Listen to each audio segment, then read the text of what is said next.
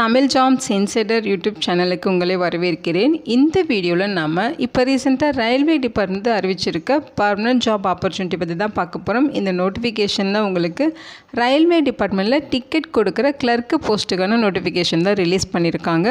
முக்கியமாக இன்டர்வியூ எதுவுமே கிடையாது, ரிட்டன் எக்ஸாமினேஷன் மூலமாக தான் ரெக்ரூட் பண்ணுறாங்க. மினிமம் குவாலிஃபிகேஷன் நீங்கள் 10ஆம் வகுப்பு பாஸ் பண்ணியிருந்தாலே போதும். அதுக்கு மேலே 12th எனி டிகிரி டிப்ளமோ ஐடின்னு சொல்லி நீங்கள் என்ன படிச்சிருந்தாலும் அப்ளை பண்ண இன்ட்ரெஸ்டடாக இருக்கீங்கன்னா நீங்கள் எலிஜிபிள் தான், விண்ணப்பிச்சுக்கலாம்.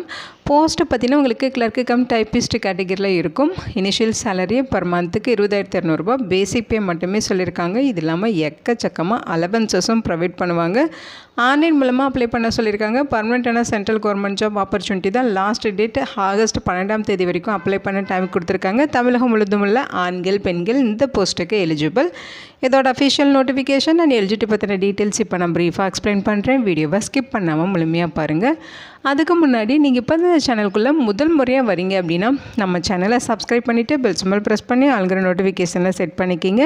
அப்போ தான் நாங்கள் கொடுக்குற எல்லா கவர்மெண்ட் ஜாப் அப்டேட்டுமே உங்கள் ஃபோனுக்கு டைமுக்கு நோட்டிஃபிகேஷனாக கிடைக்கும். இந்த ரெக்ரூட்மெண்ட் ரிலேட்டான apply link and notification link எல்லாமே இந்த வீடியோவோட டிஸ்கிரிப்ஷன்லையும் ஃபஸ்ட்டு கமெண்ட்லையும் பின் பண்ணியிருக்கேன், செக் பண்ணி பாருங்கள். இந்த வீடியோக்கு ஒரு லைக் கொடுத்துருங்க. நீங்கள் கொடுக்குற லைக் தான் எங்களுக்கு அடுத்தடுத்து வீடியோ போகிறதுக்கான மிகப்பெரிய மோட்டிவேஷனாக இருக்கும்.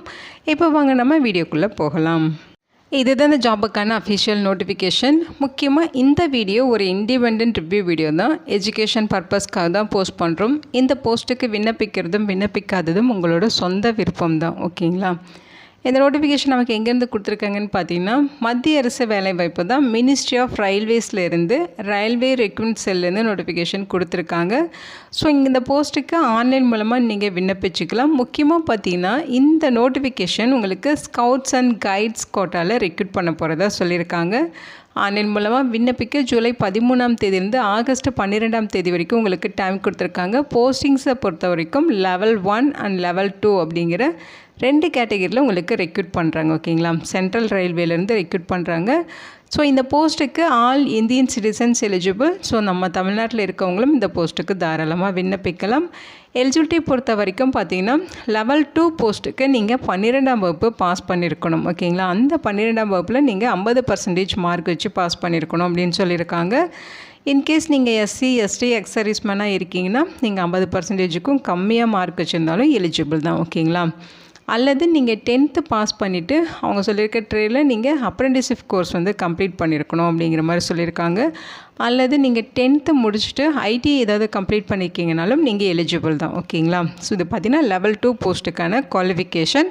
நெக்ஸ்ட்டு லெவல் 1 போஸ்ட்டுக்கான குவாலிஃபிகேஷன். இந்த போஸ்ட்டுக்கு நீங்கள் 10th பாஸ் பண்ணாலும் எலிஜிபிள் தான், அல்லது ஐடிஐ முடிச்சிருக்கீங்கனாலும் எலிஜிபிள், அல்லது அதுக்கு ஈக்குவலண்ட்டாக படிச்சிருக்கீங்கனாலும் எலிஜிபிள், அல்லது ஏதாவது அப்ரெண்டிஸ்ஷிப் சர்டிஃபிகேட் நீங்கள் கோர்ஸ் வந்து கம்ப்ளீட் பண்ணியிருக்கீங்கனாலும் எலிஜிபிள் தான், ஓகேங்களா? ஸோ 10th மேலே நீங்கள் என்ன படிச்சிருந்தாலும் தாராளமாக விண்ணப்பிச்சுக்கலாம். இங்கே என்ன சொல்லியிருக்காங்கன்னு பார்த்தீங்கன்னா இந்த போஸ்ட்டுக்கு நீங்கள் செலக்ட் ஆகிறீங்க அப்படின்னா எந்த கேட்டகரியில் அப்பாயின்மெண்ட் ஆகுவீங்க அப்படிங்கிறதையும் மென்ஷன் பண்ணியிருக்காங்க. கிளர்க்கு கம் டைப்பிஸ்ட் கேட்டகரியில் நீங்கள் வந்து அப்பாயின்மெண்ட் ஆவீங்க. அப்போ பார்த்தீங்கன்னா உங்களுக்கு டைப்பிங் ப்ரொஃபஷன்ஸி கேட்பாங்க. இங்கிலீஷில் வந்து 30 words per minute இங்கிலீஷில் வந்து டைப்பிங் ஸ்பீடு வரணும், அல்லது ஹிந்தியில் 25 words per minute typing speed வரணும் அப்படிங்கிற மாதிரி சொல்லியிருக்காங்க. ஸோ இது பார்த்தீங்கன்னா நீங்கள் அப்பாயிண்ட் ஆகி 2 yearsல இதை வந்து நீங்கள் குவாலிஃபை பண்ணணும், ஓகேங்களா? அதேமாதிரி தெளிவாக சொல்லியிருக்காங்க. ஸ்கவுட்ஸ் அண்ட் கைட்லைன்ஸ் குவாலிஃபிகேஷன் தான் இங்கே மென்ஷன் பண்ணியிருக்காங்க லெவல் 1 லெவல் 2 போஸ்ட்டுக்கு, ஓகேங்களா? மினிமம் எலிஜிபிலிட்டி கண்டிஷன் இங்கே கொடுத்துருக்காங்க பாருங்கள். President, scout, guide, rover, ranger. So இந்த குவாலிஃபிகேஷன்ஸ் எல்லாமே உங்கள்கிட்ட இருக்கணும், அதையுமே இங்கே மென்ஷன் பண்ணியிருக்காங்க. இதை நீங்கள் டீட்டெயிலாக செக் பண்ணி பாருங்கள். ஏஜ் லிமிட்டை பொறுத்த வரைக்கும் லெவல் 2 போஸ்ட்டுக்கு நீங்கள் அப்ளை பண்ணுறீங்கன்னா 18லேருந்து 30 வயது வரைக்கும் இருக்கவங்க எலிஜிபிள். இது யூஆர் கேட்டகரிக்கு. இன்கேஸ் நீங்கள் எஸ்சி எஸ்டினா 5 years ரிலாக்ஸேஷன் இருக்குது, ஓபிசினா 3 years ஏஜில் ரிலாக்ஸேஷன் கொடுத்துருக்காங்க.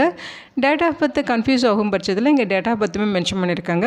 யூஆர் கேட்டகரியாக இருந்தால் 1/1/1997 அப்புறம் பிறந்தவங்க எலிஜிபிள். ஓபிசியாக இருந்தால் 1/1/1994 அப்புறம் பிறந்தவங்க எலிஜிபிள். எஸ்சி எஸ்டினா 1/1/1992 அப்புறம் பிறந்தவங்க எலிஜிபிள். ஓகேங்களா.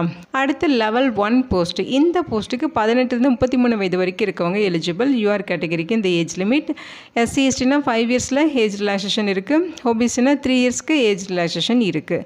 டேட் ஆஃப் பர்த்தை பொறுத்த வரைக்கும் 1/1/1994 அப்புறம் பிறந்த யூஆர் கேண்டிடேட்ஸ் விண்ணப்பிச்சுக்கலாம். ஓபிசியாக இருந்தால் ஜனவரி 1 1991 அப்புறம் பிறந்தவங்க எலிஜிபிள்.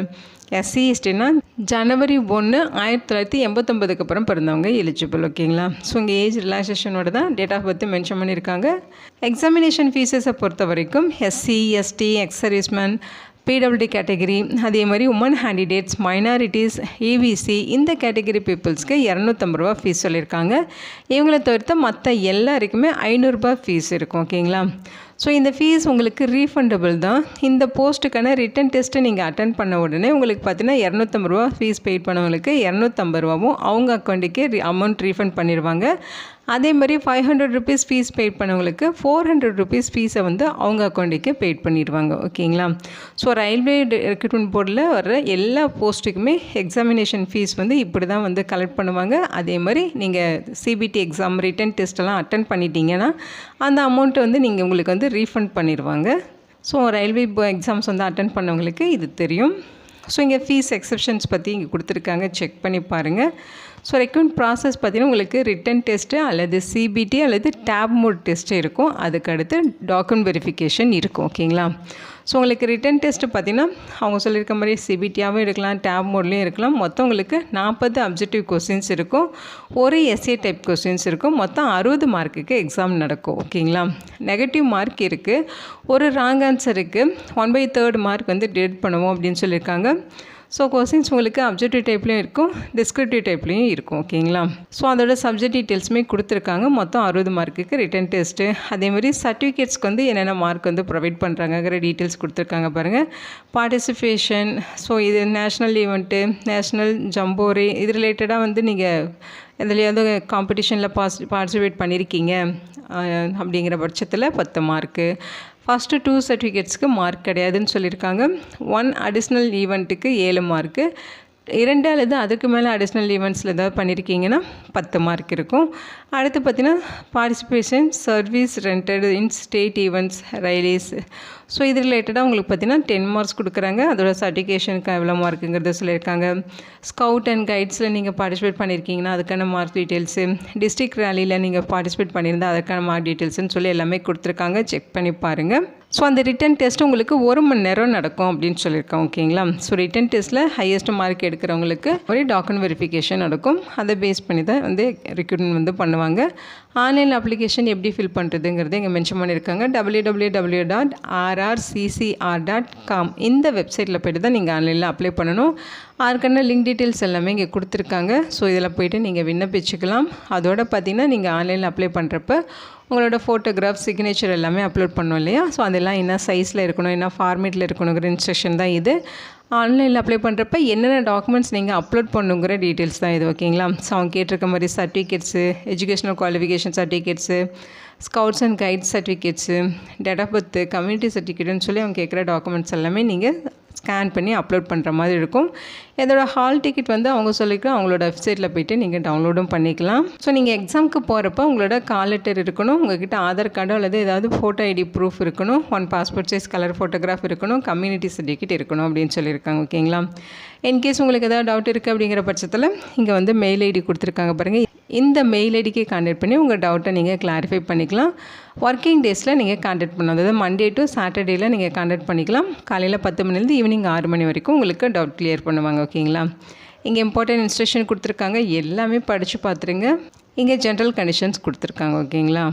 ஸோ இங்கே கொடுத்துருக்க இன்ஸ்ட்ரக்ஷன் 1 by 1 நீங்கள் படித்து பார்த்துட்டு அதுக்கப்புறம் ஆன்லைனில் விண்ணப்பிங்க. இதோட லிங்க் டீட்டெயில்ஸ் எல்லாமே இந்த வீடியோவோட டிஸ்கிரிப்ஷன்லையும் ஃபஸ்ட்டு கமெண்ட்லையும் பின் பண்ணியிருக்கேன், செக் பண்ணி பாருங்கள். இந்த வீடியோ உங்களுக்கு யூஸ்ஃபுல்லாக இருக்கும்னு நினைக்கிறேன். உங்கள் ஃப்ரெண்ட்ஸ் அண்ட் ரிலேட்டிவ்னு சொல்லி நிறைய பேருக்கு இந்த வீடியோவை ஷேர் பண்ணுங்கள். இந்த போஸ்ட்டுக்கு விண்ணப்பிக்க இன்ட்ரெஸ்ட் இருக்கவங்க விண்ணப்பிச்சுக்கோங்க. Thank you so much and bye.